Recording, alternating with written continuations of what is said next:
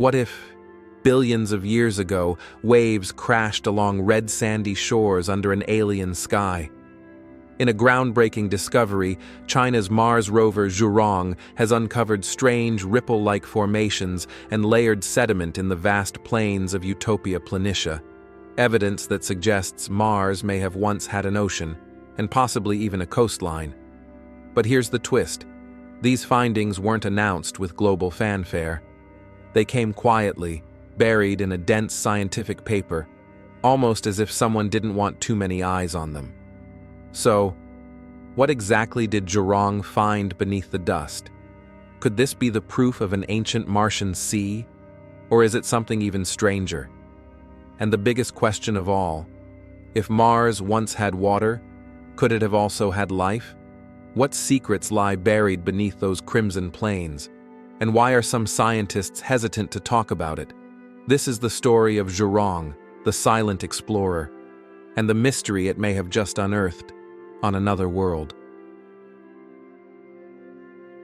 In July 2020, while much of the world was battling a pandemic, China launched its most ambitious space mission to date, Tianwen-1, which means questions to heaven. Unlike previous Mars missions that usually focused on a single task, like orbiting or landing, Tianwen-1 aimed to do all three in one go: enter orbit, land on the surface, and deploy a rover. No other country had ever attempted such a feat on its first try. 7 months later, in February 2021, the orbiter successfully entered Martian orbit. Then, in May, the lander touched down in Utopia Planitia, a massive plain in Mars's northern hemisphere. And rolling off that lander was Zhurong, China's first Mars rover, named after a fire god in ancient Chinese mythology. Zhurong was small but mighty.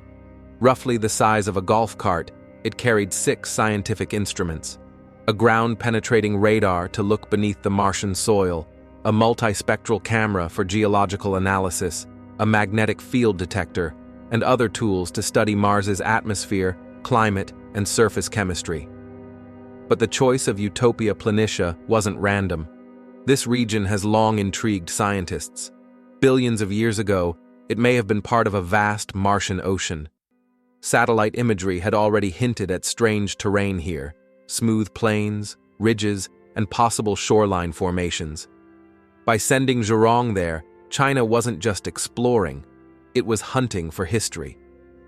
For over a year, Zhurong roamed this ancient plain, taking thousands of images, scanning the ground, and recording subtle shifts in terrain. Then, in early 2023, Chinese scientists quietly published a paper. No flashy press conference, no media frenzy. But inside that report was something astonishing. Patterns in the sediment that looked eerily like ripple marks you'd find along a beach. And just like that, Zhurong may have uncovered not just rocks, but the ghost of an ancient shoreline. For over a year, Zhurong roamed the dusty plains of Utopia Planitia, one of the flattest, most geologically mysterious regions on Mars. At first glance, this area looks desolate and unremarkable, but beneath the surface lies a story billions of years in the making. Zhurong's primary job was to study the terrain for signs of water, not just ice, but evidence that water once flowed, pooled, or stood still on the surface. To do this, it relied heavily on one of its most powerful instruments, ground-penetrating radar, GPR. As the rover slowly crept across the plain, it sent radar pulses deep into the Martian ground. What came back was unexpected: layered sediment formations, with varying densities, lying several meters below the surface. These layers resembled alluvial deposits, the kind formed when water carries minerals and settles them over time. Even more intriguing, Zhurong captured images of surface features, ridges and ripples, that closely resemble beach ripple marks, the kind left behind by moving water on Earth. These weren't random rock formations. They showed directional patterns, consistency, and spacing that strongly pointed to water movement. Chinese scientists interpreted these as signs of shallow marine activity, possibly the edge of an ancient Martian sea. The rover's data suggested that this area may once have been a coastal environment, with water levels rising and falling, shaping the landscape like waves on a prehistoric beach. The idea isn't new. Scientists have long suspected that Mars once had oceans. But Zhurong's findings are some of the clearest, ground-level evidence to support this theory. Most prior evidence came from satellite imagery or orbital spectrometry. Zhurong provided something different: in situ confirmation, direct observations from the surface.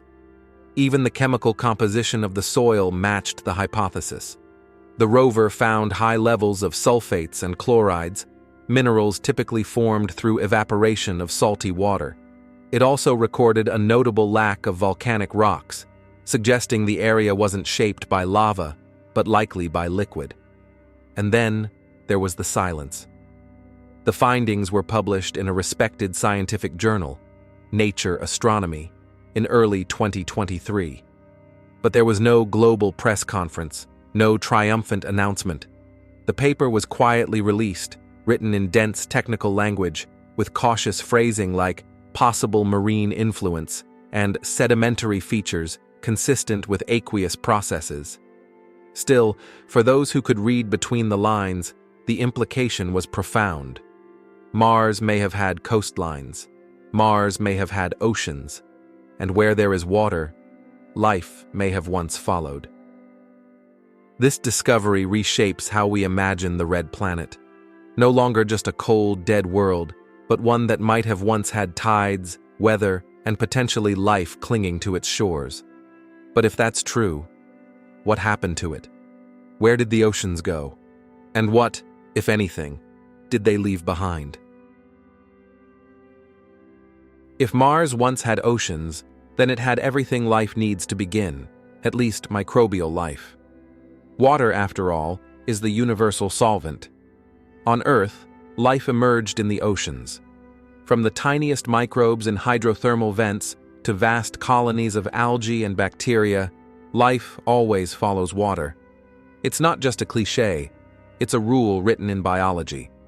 So the idea that Mars may have once had shallow seas, tides, evaporation cycles, and mineral-rich sediment?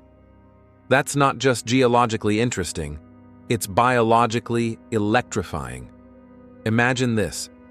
Billions of years ago, before Earth even had complex life, Mars may have had shorelines, with waves lapping gently, and beneath that water, primitive microbial life forming in the mud.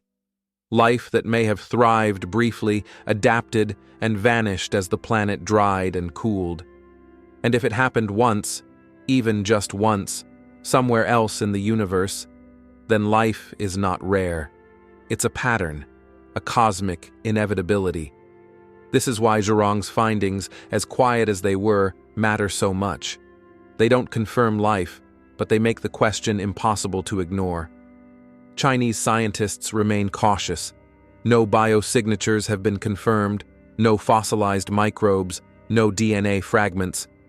Yet. But the ingredients are there. Sedimentary layers formed in liquid environments, salts and minerals from evaporation, geologic formations shaped by water, and perhaps the perfect conditions for microbial life to arise. Now, some speculate, if microbial life ever did exist on Mars, it might still be there, dormant, deep underground, waiting in salty brine pockets, in caves untouched by radiation. Others ask, if life started, how far did it go before it ended? Did evolution begin? Did it stop at microbes? Or did it go a step further? Mars doesn't just invite speculation. It challenges what we think we know about life's place in the universe. And in Zhurong's silence, we may be hearing the echo of something once alive. What if Zhurong's quiet discovery turns out to be real? What if Mars truly once hosted life, even the simplest microbial kind? The implications would be seismic, not just for science, but for philosophy, religion, geopolitics, and our place in the cosmos. First, it would mean life is not unique to Earth. That biology is not a miracle, but a natural process, one that can begin anywhere, given the right conditions. For the scientific world, this would be the second genesis, proof that life started at least twice in the universe. It would launch an entirely new field, astrobiology based on evidence, not speculation. But the consequences wouldn't stop there. Religious doctrines might face new interpretations. Are we alone by design, or are we part of a larger tapestry of life? Geopolitics would shift. Nations that first confirm extraterrestrial life would gain immense influence. China, through Zhurong, could position itself not just as a space power, but as the discoverer of alien life. And then there's the psychological impact. For centuries, humans have looked up at the stars and wondered if we're alone. If that question is suddenly answered, no, we're not, how would we feel? Excited, united, or afraid? Because if life once existed on Mars, why did it die out? Did it fail to adapt? Or was there something else? Something that could one day affect Earth too? And if microbial life did begin there, what if it never truly ended? What if it's still there, watching, waiting, hidden? This isn't just science fiction anymore. This is a possibility grounded in data, hidden in dusty sediments, and quietly revealed by a rover half a world away. And one silent question lingers in the Martian wind. Are we really the first?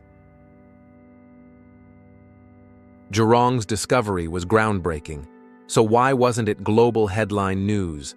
Why did one of the most important Mars findings of the decade, possibly of all time, receive no major press conference, no celebration, and almost no attention outside scientific circles? Some say it's caution.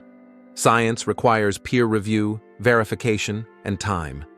But others aren't so sure. Some theorists believe powerful governments, China included, are intentionally downplaying extraterrestrial findings. Why? Because proof of alien life, even ancient microbial life, could trigger a global shift in religion, science, and power dynamics. If China possesses that discovery, they may not want the world to know, yet, especially before they can secure further missions, or perhaps find something even more valuable. Others ask, has this happened before? Has another country, say NASA, already seen similar evidence but buried it?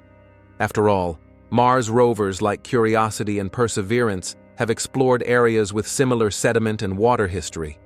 So why is China's rover, on its very first mission, the one making waves? Is Zhurong the first to find proof, or just the first to say it out loud?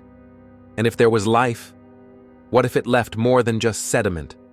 What if there's something out there we're not supposed to find?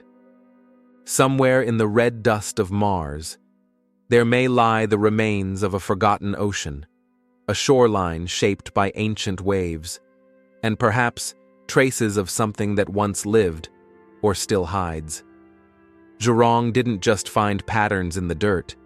It may have uncovered a story, one older than humanity, written not in words, but in stone and silence.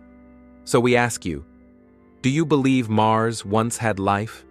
Was this just geology, or the ghost of a lost world? Leave your thoughts below. And if you want to know what else Zhurong has found, and what China might be planning next, stay tuned. The universe is just beginning to whisper its secrets, and we're here to listen.